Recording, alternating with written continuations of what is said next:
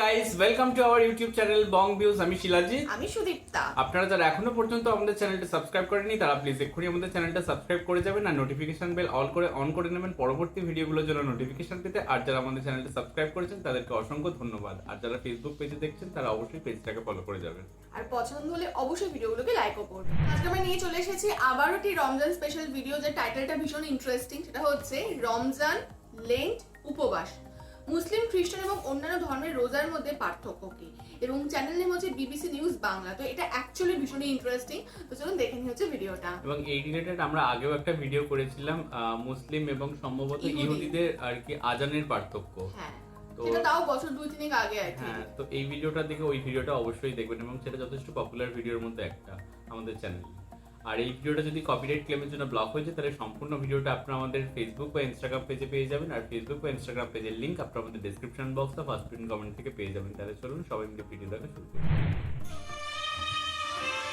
এবছর মুসলিম ও খ্রিস্টান সম্প্রদায়ের রোজা প্রায় কাছাকাছি সময়ে শুরু হয়েছে। সৌদি আরব সহ মধ্যপ্রাচ্যের খ্রিস্টানদের রোজা হয় এটা আমার জানা মার্চ ছিল না। থেকে শুরু হ্যাঁ, হয়েছে সেটা রমজান অবাক মাস। অন্যদিকে খ্রিস্টান সম্প্রদায়ের লেন্ট বা উপবাসের মৌসুম, যা আসাউম উল আরবাইন নামে পরিচিত, সেটি শুরু হয়েছে 5 মার্চ এবং শেষ হবে 17 এপ্রিল। ইসলামিক ক্যালেন্ডারের নবম মাস রমজান মুসলমানদের জন্য অত্যন্ত গুরুত্বপূর্ণ, যাদের উপর নির্ভর করে এই মাস 29 বা 30 দিনের হয়। তবে খ্রিস্টানদের উপবাস চলে 40 দিন ধরে। এই সময়ে খ্রিস্টান সম্প্রদায় যিশুর পৃথিবী ছেড়ে যাবার আগের ঘটনাগুলো স্মরণ করে। তারা বিশ্বাস করে ক্রুশবিদ্ধ হবার আগের 40 দিন যিশু মরুভূমিতে যে উপবাস ও প্রার্থনা করে কাটিয়েছেন, এই সময়টি সেই ত্যাগেরই প্রতীক। একই সঙ্গে একে ক্ষমার সময় হিসেবেও মনে করে খ্রিস্টানরা।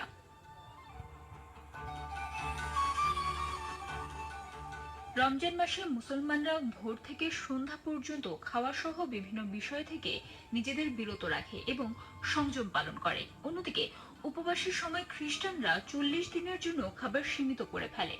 লেন্ট শুরু হয় বুধবার, যাকে খ্রিস্টানরা বলে অ্যাশ ওয়েডনেসডে, এবং শেষ হয় 40 দিন পর শুক্রবার, যাকে বলা হয় গুড ফ্রাইডে। এই দুই দিন 18 থেকে 60 বছর বয়সী খ্রিস্টানদের জন্য উপবাস বাধ্যতামূলক। অনেকে লেন্ট চলাকালীন প্রতি শুক্রবার উপবাস করেন, আবার কেউ কেউ টানা 40 দিনই উপবাস করেন। তবে এর কোনোটি বাধ্যতামূলক না। এ সময় যারা উপবাস করেন তারা দিনে একবার ফুল মিল অর্থাৎ পরিপূর্ণভাবে খেতে পারেন। এছাড়াও দিনের বাকি সময়ে সীমিত পরিমাণে আরো দুবার তারা খাবার গ্রহণ করতে পারেন। লেন্টের সময় অনেক খ্রিস্টান নিরামিষকেই বেছে নেন। এ সময় মাছ খাওয়া গেলেও অন্য প্রাণীর মাংস খাওয়া থেকে বিরত থাকতে হয় তাদের। ইসলাম ধর্মের রীতিতে বয়সপ্রাপ্ত সকল মুসলিমদের জন্য রমজানে রোজা রাখার বিধান আছে। তবে বিশেষ পরিস্থিতি বিবেচনায় কারো কারো বিরত থাকার অনুমতি আছে, যেমন গর্ভবতী বা বুকের দুধ খাওয়ানো মা, ঋতুস্রাবরত নারী, অসুস্থ ব্যক্তি বা রোজার কারণে যাদের স্বাস্থ্যের অবনতি হতে পারে এবং ভ্রমণকারী। তবে রমজানের পরে তাদের হয় বাদ পড়া রোজাগুলোর কাজা আদায় করতে হয়, অথবা সেই সময়ের জন্য দরিদ্রদের কাফফারা দিতে হয়। মুসলিম এবং খ্রিস্টান উভয় সম্প্রদায় রোজার মাসকে পাপের জন্য ক্ষমা প্রার্থনার একটি গুরুত্বপূর্ণ সুযোগ হিসেবে মনে করে। উভয় সম্প্রদায়ের মানুষ এ সময়ে ধর্মীয় নানা নিয়ম, যেমন ধর্মগ্রন্থ পড়া, ধর্মীয় সমাবেশে যোগ দেয়া, দরিদ্রদের সাহায্য করার মতো বিষয়গুলো পালন করে। রমজানের শেষে আসে ঈদ উল ফিতরের উৎসব, আর লেন্টের পরে আসে ইস্টারের উৎসব, যেখানে বিভিন্ন ধরনের খাবার তৈরি করা হয় এবং এই উৎসবগুলোর আনন্দ দ্বিগুণ হয়ে যায়।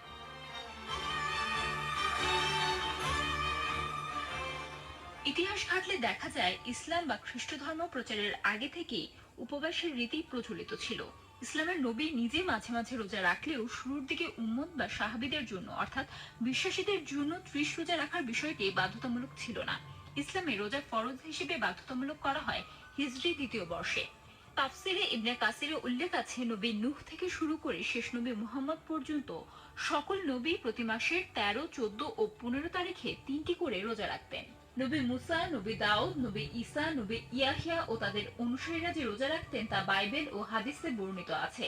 নবী মুসা তাওরাত গ্রহণকালে 40 দিন রোজা রেখেছিলেন বলে কোরআনে উল্লেখ আছে। এছাড়া নবী আদমের সময় মাসে 3 দিন, নবী দাউদের সময় 1 দিন পর পর রোজা রাখার বিধান ছিল। তুর পাহাড়ে নবী মুসা প্রথমে 30 দিন রোজা রাখেন, পরবর্তী সময়ে আরো 10 দিন রোজা করে একটানা 40 দিন রোজা রেখেছিলেন তিনি।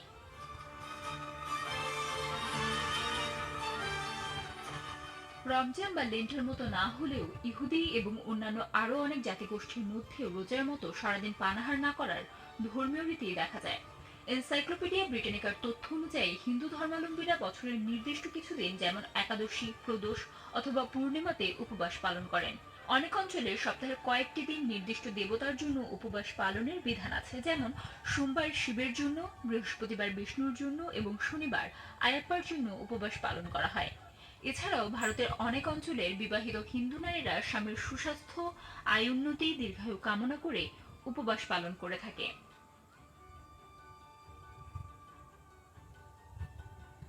জৈন ধর্মে 40 দিনব্যাপী উপবাস হয়। বৌদ্ধ ধর্মে পানাহার থেকে বিরত থাকা বা উপবাস করা ধর্মের অংশ। ঐতিহ্যগতভাবে ইহুদিরা বছরে 6 দিন রোজা পালন করে থাকে। এ সময় তারা সব ধরনের খাবার ও পানি গ্রহণ থেকে বিরত থাকে। ইয়াম কিপ্পুর বা তিশা বাব হচ্ছে ইহুদি বর্ষপঞ্জিকার সবথেকে গুরুত্বপূর্ণ দিন। এ সময় ধর্মটির সব প্রাপ্তবয়স্ক নারী পুরুষ উপবাস পালন করে থাকে। প্রাচীন মিশরীয়দের ধর্মীয় আচার অনুষ্ঠানে উপবাস প্রচলন দেখা গিয়েছে। পার্সিয়ান ধর্মে ধর্মীয় নেতাদের জন্য পাঁচশালা উপবাস ব্রত অবশ্য পালনীয় ছিল।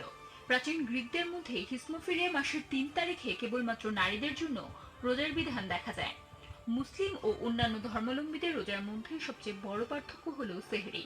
মুসলিমরা সেহরি খায়, বেশিরভাগ ধর্মে সেটি নেই।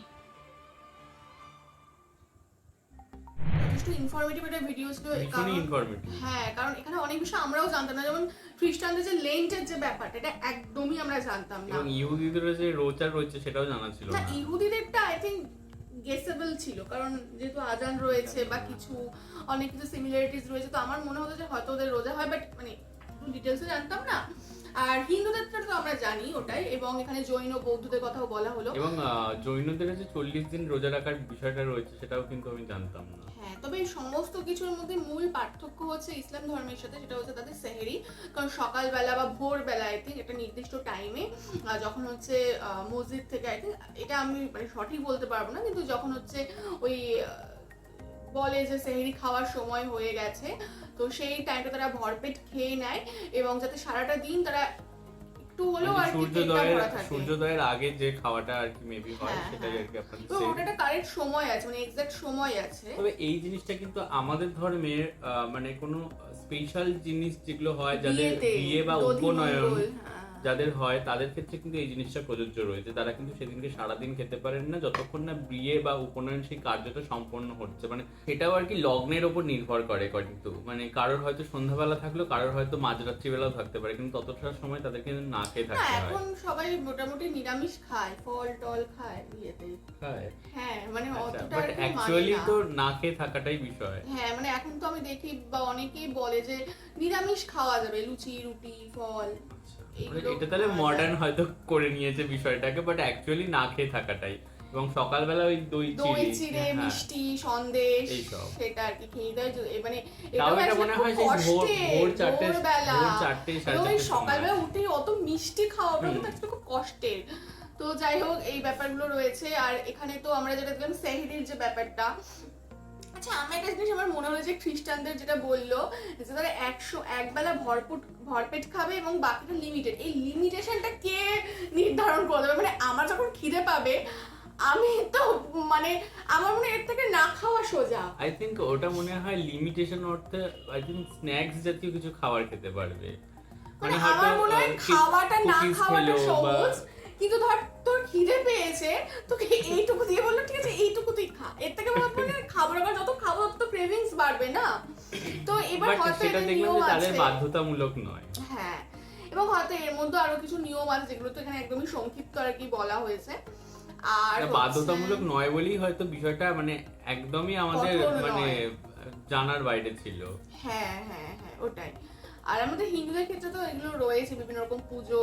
ইভেন আমাদের এখানে মানে আমরা একাদশী কিন্তু এখানে একদিনের কথা বলা হলো, বাট একাদশী কিন্তু অ্যাকচুয়ালি পালন করা বা শিবরাত্রি পালন করা, যারা আর কি স্পেশালি শিবরাত্রিতে উপোস করে, তাদের আর কি আগের দিনকে মানে মধ্যাহ্ন ভোজনের পর থেকে উপবাস শুরু হয়। পরের দিন অর্থাৎ শিবরাত্রি বা যেদিনকে একাদশী থাকে সেদিনটা পুরো উপবাসে থাকতে হয়, এবং পরের দিনের মধ্যাহ্ন পর্যন্ত উপবাসে থেকে তারপরে নিরামিষ খেয়ে ভঙ্গ করতে হয়। মানে আগে পরের দিনগুলো আপনি নিরামিষ খেতে পারেন, এরকম আর কি ব্যাপার। এছাড়া আমরা বিভিন্ন রকম পুজোতে, সেটা দুর্গা অষ্টমী হতে পারে, সরস্বতী পুজো হতে পারে, যে কোনো বা পুজোতে, এখানে যেটা বললো যে স্বামীর মঙ্গল চেয়ে বা সন্তানের মঙ্গল চেয়ে, হ্যাঁ সেক্ষেত্রেও আজকে কিন্তু উপবাসে। আমরা উপবাস করে তারপরে অঞ্জলি দিয়ে দেন, তারপরে আমরা প্রসাদ গ্রহণ করি। তবে একটা জিনিস কিন্তু মানে এত ধর্মের কথা শুনলাম, কিন্তু সব ধর্মেই কোথাও কি এই উপবাসটা একদিনের জন্য Common। হোক বা এক মাসের জন্য হোক, বিষয়টা কিন্তু কমন। এবং মানে সেই উপবাস ভঙ্গের পরে যে খাওয়া দাওয়ার যে বিভিন্নতা এবং যে এলাহি আয়োজন, সেটাও কিন্তু আমরা লক্ষণীয়। মানে হ্যাঁ। মানে ইফতার করছে, আবার খ্রিস্টানদের কি একটা বললো যে যেটা আর কি ইস্টার থাকে তাদের, আমাদেরও আর কি বিভিন্ন উৎসবের আর কি যে মানে পুজো দিয়ে, মানে আমরা উপোস করে পুজো দিলাম এবং তারপরে অনেক রকমের ফল প্রসাদ বা এইসব ভোগ প্রসাদ অনেক কিছু থাকে। তবে না, একটা জিনিস হচ্ছে যেটা হচ্ছে আমাদের আনকমন, সেটা হচ্ছে যেদিনকে আমরা উপোস করি বা কিছু করি, আমরা কিন্তু তারপরে ভেজই খাই। হ্যাঁ। ইফতারিতে যেমন হচ্ছে সবাই একটা টাইমের পরে তারা ননভেজ যে কোনো কিছু তারা খেতে পারছে, বাট আমাদের কিন্তু সেটা বাট না, এটা আমরা আবার veg। এটা এবার খ্রিস্টানদের ক্ষেত্রে দেখলাম যে মাংস খাওয়া যাবে না, তবে তারা মাছ মাছটা খাচ্ছে, খেতে পারে। হ্যাঁ। হ্যাঁ। এবার ওটাই যার যার নিয়ম আর কি। ইভেন কত আগে মানে পিরামিড যখন তৈরি হয়েছে, মিশরীয় সভ্যতা, তারপর গ্রিস, এই সমস্ত প্রাচীন সভ্যতাতেও দেখলাম যে উপবাসের কনসেপ্ট ছিল। তো যাই হোক, পুরো ভিডিওটাই অ্যাকচুয়ালি ভীষণ ইনফরমেটিভ ছিল এবং ইন্টারেস্টিং ছিল। আশা করছি আপনাদের ভালো লেগেছে। আমাদের যেমন এই ভিডিওটা থেকে অনেক কিছু আমরা জানতে পেরেছি, নতুন নতুন বিষয়। আশা করছি আপনাদেরও একটা দুটো পয়েন্ট হলো এখানে অজানা ছিল, যেগুলো আপনারা নতুন করে জানলেন। আর আমাদের ভিডিও যদি ভালো লেগে থাকে অবশ্যই লাইক করবেন। কারা কারা রোজা রাখছেন, কেমন আপনাদের রমজান মাস কাটছে এবং এখানে কোন বিষয়টি নতুন জানলেন সেটাও অবশ্যই কমেন্ট বক্সে জানাবেন। এবং আমাদের ভিডিও যদি ভালো লেগে থাকে তাহলে আমাদের চ্যানেলটাকেও সাবস্ক্রাইব করে যাবেন। সাবস্ক্রাইব বাটনের পাশে জয়েন বাটন পেয়ে যাবেন, সেখানে কিছু ফেসিলিটিস দেওয়া থাকে, চাইলে আপনারা চেক করতে পারেন। আর আমাদের যে ফেসবুক আর ইনস্টাগ্রাম পেজ রয়েছে সেখানে ফলো করতে ভুলবেন না, লিংক ডেসক্রিপশন বক্সে পেয়ে যাবেন। আর আমাদের যে ফেসবুক গ্রুপটা রয়েছে সেখানে আপনারা জয়েন করে আপনারা আপনাদের মনের মতো সমস্ত কিছু পোস্ট করতে পারেন, তার লিংকও ডেসক্রিপশন বক্সে দেওয়া রয়েছে। আর আমাদের যদি আপনারা পার্সোনালি পছন্দ করে থাকেন আমাকে শিলাজিৎ ওকে সুদীপ্তা হিসাবে, তাহলে আমাদের পার্সোনাল ফেসবুক আর ইনস্টাগ্রাম সাইটেও ফলো করতে পারেন, লিংক ডেসক্রিপশন বক্সে পেয়ে যাবেন। তো দেখা হচ্ছে পরবর্তী ভিডিওতে, আজ এ পর্যন্তই, টাটা।